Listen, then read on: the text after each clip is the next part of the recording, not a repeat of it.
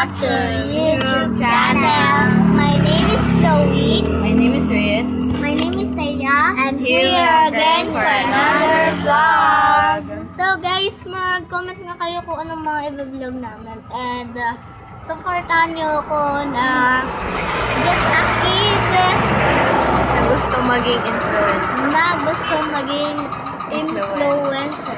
Sana supportahan nyo ako at mag-subscribe na kayo sa baba. Click nyo lang sa subscribe. So, yun na. Guys, wala pa kami maisip na iba-vlog today kasi kakasimula pa lang namin mag-vlog. Panoodin niyo yung umpisang vlog ko. Ako lang.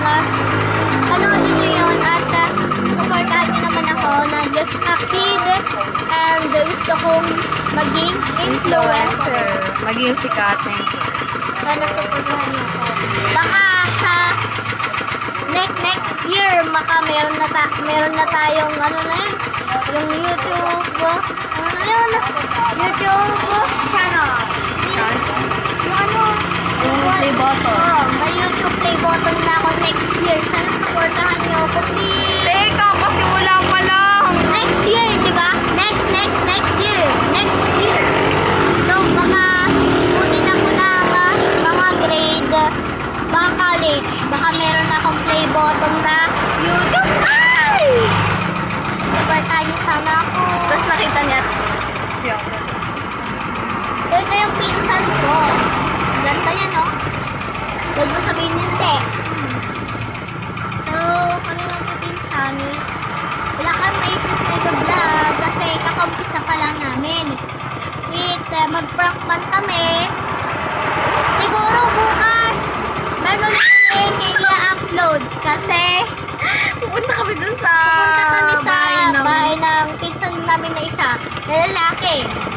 Lalaki at dalawang kambal na babae. kambal. Isang kambal kasi may bear. Tsaka, abangan nyo guys, mag-vlog kami papunta doon. At kasi malayo yun guys sa, ano yun sa Saint Malo. Malog. Malayo sa mundong ito. Ano na? Kendo, Ah! Okay, So, andito kami sa labas ng bahay. Sa roadside kami. Ay, Roadside! sa road. Nasa gilid ng road. Roadside. So, yun nga. Basta yun. Yun nga. Yun pa lang.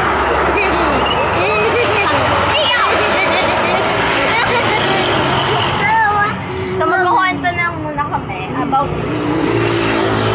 Doon sa ba't kami na about sa school na So, sino yung Kumuna.